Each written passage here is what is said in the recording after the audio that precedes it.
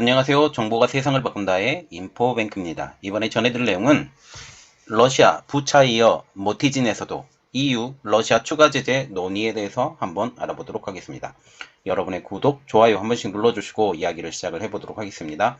지금 러시아가 이제 북부지방에서는 물러나고 있어요. 북부지방에서 물러나고 있고 이제 동부와 남부지방에서 특히 동남부 지방에서 이제 힘을 집중하고 있는데 지금 이렇게 되면서 이제 그 북부지방을 공격하면서 러시아가 행해졌던 만행이 드러나기 시작합니다. 이 만행에 대해서 지금 이야기를 해볼게요. 지금 우크라이나가 지금 러시아군에 의해서 점령되었던 키이우 인근 지역을 탈환하고 있는 가운데 러시아군은 우크라이나 남동부 지방을 집중적으로 공략하고 있습니다. 이러한 가운데 러시아군이 떠난 키이우 인근 지역에서 러시아군의 민간인 학살 등 전쟁 범죄를 저지른 증거 그리고 그에 따른 정황 이것이 속속들이 드러나고 있다는 것이죠. 러시아군의 잔악 행위를 접한 미국과 유럽의 서방들은 일제히 분노하기 시작합니다. 그래서 이것에 대해서 추가적인 대러시아 경제 제재를 예고를 하고 있어요. 특히 유럽과 같은 경우는 특히 EU라고죠. 유럽과 같은 경우는 러시아의 천연가스 때문에 발목이 딱 잡혀 있는 상황. 현재 이러한 것을 타개하기 위해서 중동 지방 그리고 미국과 협력해서 나가고 있죠. 특별히 미국과 같은 경우는 중동에서도 영향력이 강하기 때문에 미국과의 협력을 통해서 지금 이 사태를 벗어나려고 하고 있다라고 하고 있죠. 특별히 이번 사건을 보면 에너지 전쟁이에요. 에너지 전쟁이고 우크라이나에 줬던 돈도 아깝고 파이프라인을 이동하니까 그리고 자국화를 시키려고 하고 있고 그리고 지금 슬라브 계열이잖아요. 지금 러시아와 같은 경우도 원래는 키예프 공국으로 시작을 했었던 나라잖아요. 그리고 러시아가 키예프 공국에서 시작되었고 어떻게 보면 문화가 비슷한 그리고 또한 정교회 자체도 비슷한 그렇지만 그리스 정교회, 러시아 정교회 그리고 우크라이나 정교회가 조금 다른 면이 좀 있어서 지금 현재 이러한 상황이 나오죠. 현재 러시아군의 잔악행위를 접한 미국 그리고 유럽 등 서방이 일제히 분노하기 시작합니다. 그러면서 추가적인 대러시아 경제 제재를 예고하고 있죠. 그러나 러시아 입장에서는 지금 현재 그들의 주 수입원인 지금 천연가스, 석유, 석탄 그리고 여러 가지 기타 그 광물에 대해서 끊을 수가 없어요. 그래서 러시아는 유럽의 가스 공급을 계속 유지하고 있는 것으로 알려지고 있습니다. 먼저 알아볼 내용은 러시아군이 부차이어 모티진에서도입니다. 러시아군이 키이우를 비롯한 우크라이나 북부 지역에서 대부분의 병력을 철수했다고 로이터 통신은 4일날 보도를 했죠. 키이우 서쪽에 있는 지토미르주는 러시아 철수가 끝났고 더는 러시아군이 남아있지 않다라고 밝히고 있죠. 비탈리 부네치코 주지사도 그들은 차량과 군수품은 물론 개인주택과 숲에 지뢰를 남기고 떠났다라고 발표하고 있습니다. 서북부 지역인 체르니우 지역 당국도 주요 도시인 체르니우 주변에서 러시아군이 철수를 했으며 일부 러시아군만 여기 체르니우에 남아있다라고 전하고 있어요. 그리고 우크라이나와 러시아 국경에 있는 수미주 역시 러시아 군대가 어느 곳도 점령하지 않고 있다라고 하면서 남아있는 일부 군대들을 몰아내기 위해 작전을 수행하고 있다라고 했죠. 그래서 지금 러시아나 벨라루스로부터 지금 키이우로 오는 모든 길목이 다 우크라이나에 의해서 다시 탈환이 되고 있다라고 보시면 되겠습니다. 드미트로 지비스키 수미주 주지사는 지금 국영방송에 출연해서 러시아군은 차량을 버리고 퇴각했다. 일부 장갑차나 탱크는 전리품으로 압수했다라고 말하고 있죠.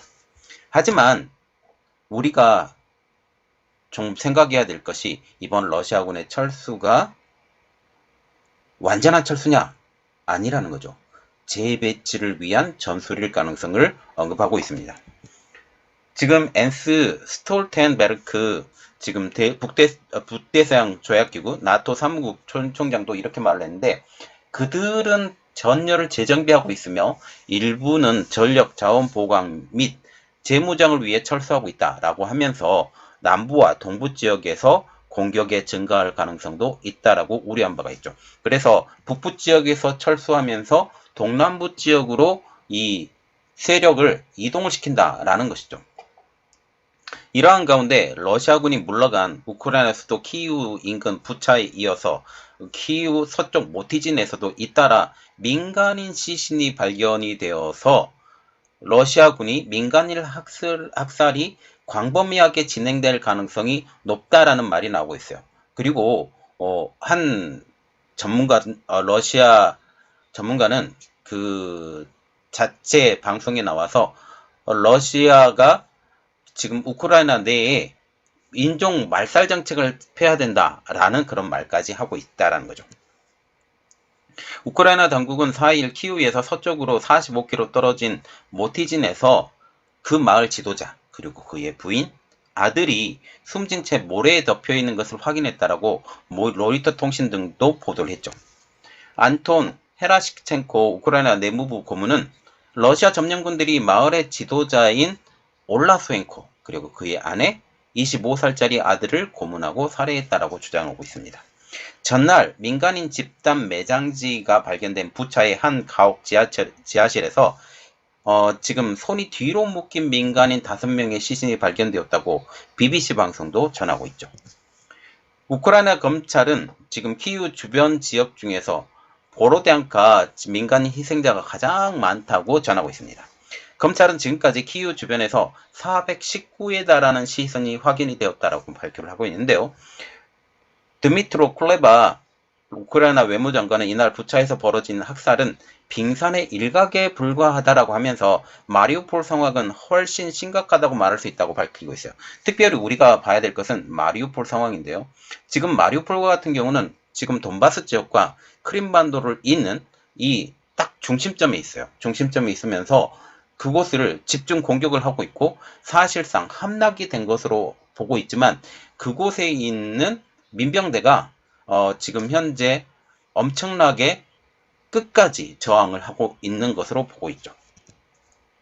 블라디미르 젤렌스키 우크라이나 대통령은 부차를 방문해서 행한 연설에서 이런 일은 전쟁 범죄, 다시 말하면 민간인들을 학살하는 이러한 것은 전쟁 범죄이며 세계는 이를 집단 학살로 인식할 것이라고 하면서 그들이 자행한 짓을 목격한 현 상황에서 러시아와의 대화는 어렵다라고 말하면서도 여전히 러시아와 대화를 원하는 젤렌스키 대통령을 보면 돼요.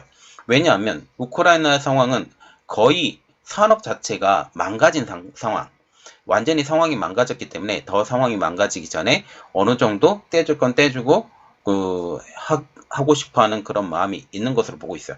지금 현 상황은 지금 더 지켜봐야 돼요. 더 지켜봐서 이 우크라이나 상황이 지금 어떻게 끝날 것인지, 어느 정도 장기화가 될 것인지 아니면 휴전을 할 것인지 그 상황을 봐야 된다라는 거죠. 한편 바실리 네벤자 유엔 주재 러시아 대사는 자기 자국에 대해서 변명을 해야 되잖아요. 그래서 이날 뉴욕 유엔 본부에서 기자회견을 열었습니다. 여기서 어떤 말을 했냐면 러시아군이 학살을 저지르지 않았다. 그것을 입증할 증거가 있다. 라고 하면서 부차의 민간인 학살 의혹 관련 영상이 조작되었다고 주장을 하고 있죠. 자, 그래서 이렇게 부차나 아니면 다른 여러 지역에 이러한 학살 증거가 나오기 시작하면서 EU가 러시아에 추가 제재를 논의를 합니다. 지금 현재 미국이 설치면서 지금 제재를 하고 있는데 유럽이 따라가는 입장이죠. 우크라이나 부차 지역에서 확인된 러시아군의 민간인 학살 만행. 이것에 때문에 국제사회가 들끓고 있습니다. 미국이 러시아의 무역, 금융망 등을 추가로 끊고 압박하는 제재 카드를 검토하고 있다는 거죠. 이미 러시아와 같은 경우는 지금 달러 채권에 대해서 저번에 한번 잘 넘어갔죠. 스위스 은행에 있는 돈을 풀어서 그것을 막았지만 그들이 이러한 것까지 완전히 막아버리고 bankruptcy, 부도 상황까지 만들겠다라는 게 지금 현 미국의 생각입니다. 미국의 워싱턴 포스트도 바이든 행정부 관리들은 우크라이나 수도 키우 인근 교회에서 민간인들이 처형된 것으로 보이는 증거가 발견됨에 따라서 러시아 제재 강화 방안이 논의됐다라고 하면서 이 사안에 정통한 두 사람을 인용해서 3일 보도했습니다. 미국이 검토하는 제재 방안, 그것이 뭐냐? 우선 러시아와 무역하고 있는 나라, 지금 대표적으로 인도도 생각을 할 수가 있고요. 중국도 생각을 할 수 있어요. 이들을 목표로 하는 2차 제재. 그래서 중국이 완전히 벼랑 끝으로 몰린 게 아니냐라는 분석까지 나오고 있습니다. 또 러시아 광업, 운송, 금융권 등의 기존 제재에서 빠졌던 분야도 제재 대상으로 떠오르고 있어요. 저번에 쉬프트를 통해서 제재를 했지만 지금 광업, 대표적인 광업이 뭐냐면 천연가스, 석유, 오일이라고 부르죠. 오일, 그리고 석탄, 그리고 기타 여러 가지 광물들, 이러한 것, 그리고 운송 부분이 있고요. 금융권 등의 기존, 그러니까 그전에 제재가 좀 안 됐던, 미약했던 부분들에 대해서 제재 대상에 오르고 있다고 워싱턴 포스트는 전하고 있죠. 네드 프라이스 미 국무부 대변인은 이날 MSNBC와의 인터뷰에서 지금 러시아의 추가 제재에 나설 것, 그래서 세컨더리 보이콧까지 나설 것으로 보이고 있죠. 유럽 지도자들은 미국에 보다 비판 수위가 더 높습니다. 왜냐하면 지금 현재 벌어지고 있는 우크라이나 사태가 결국 그들에게도 벌어질 수 있다라는 우려 때문이죠. 앤스 스톨텐베르크 북대서양 조약기구 사무총장도 수십 년 동안 유럽에서 볼 수 없었던 민간인에 대한 잔혹함이라고 비판하고 있습니다. 샤를 미셀 EU 정상회의 상임회장도 러시아군이 해방된 키우 지역에서 저지른 잔혹행위에 대해 잊혀지지 않는 이미지에 충격을 받았다고 밝히고 있죠. 민간인 학살에 대해서 참을 수 없다라고 엠마누엘 마크롱 프랑스 대통령도 말했고, 올라프 슐츠 독일 총리도 끔찍하고 소름이 끼친다라는 반응을 보였습니다. 크리스네 람브레이트 독일 국방부 장관도 3일날 EU가 러시아산 수입 금지에 논의해야 된다고 촉구하고 있다고 로이터 통신 등에 대해서 보도를 했어요. 이것이 되게 중요한 내용인데, 지금 독일의 국방부 장관이 러시아산 가스 수입에 대해서 논의를 해야 된다. 지금 독일과 같은 경우도 지금 러시아산 가스가 지금 계속적으로 수입이 되고 있죠. 계속적으로 수입이 되고 있는데 이것이 그들의 생명줄이에요. 그들의 생명줄인데 어떻게 되냐? 끊겠다라고 말을 했다라는 거죠. 특별히 가스 수요의 절반 이상을 러시아에 의존하고 있는 독일. 그래서 이것 때문에 독일은 그동안 유럽연합 회원국 다수가 러시아 가스에 대해서 크게 의존하고 있다는 점을 내세워서 러시아 가스 수입에 대한 부정적인 태도를 보였다는 거죠. 이것에 대해서 지금 메르켈 총리가 재평가를 받고 있습니다. 루이지 디 마이오 이탈리아 외무장관도 집단 학살 의혹 사건이 새로운 경제 제재로 이어질 분노를 촉발하고 있다라고 하면서 러시아산 탄화수소, 석유, 가스 수입 문제를 조만간 논의할 가능성을 배제하지 않았다고 로이터도 전하고 있어요. 그는 유럽의 5차 제재에 이탈리아가 반대하지 않을 것이라고 말을 하고 있는데, 지금까지 이탈리아도 반대했었던 게 지금 천연가스의 문제, 이것을 반대를 하고 있었어요.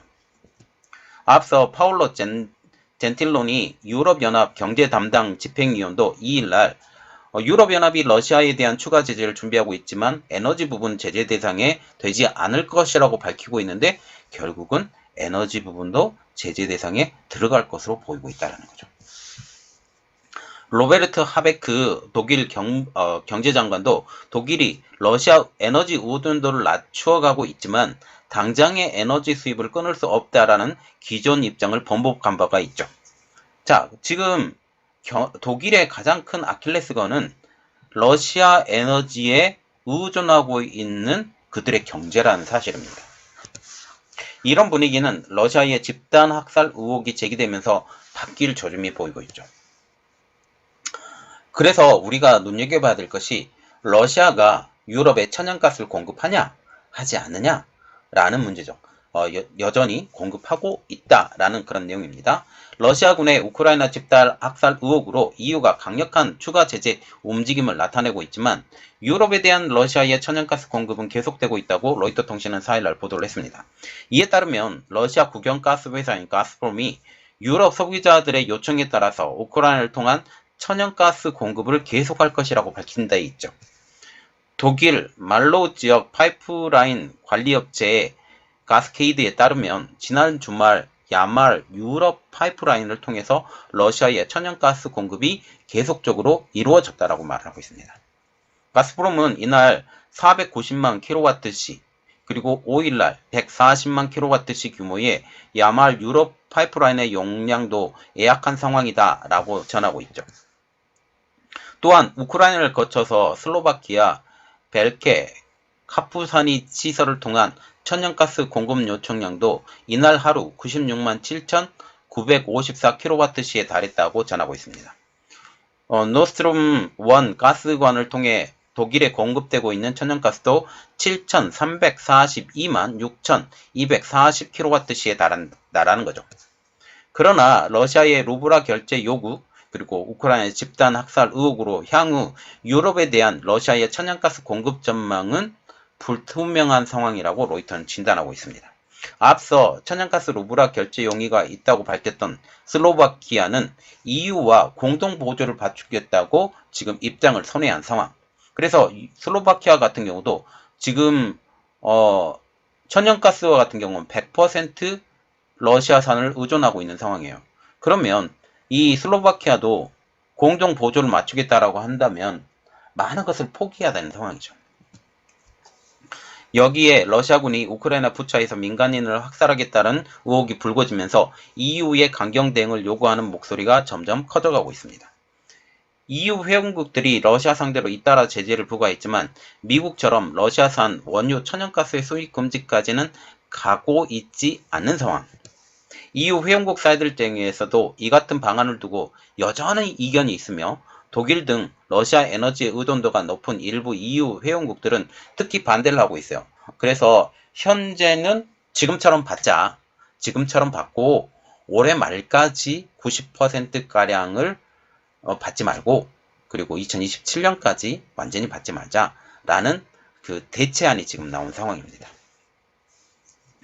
지금 이게 가스프롬을 통해서 유럽으로 들어오고 있는 그 선이죠. 이게 노스트림 1, 6번, 2 지금 만들어지고 가고 있고 지금 폴란드 그 벨라루스를 통해서 폴란드를 통해서 지금 저먼이라고 불리는 독일로 들어오는 라인이 있고요.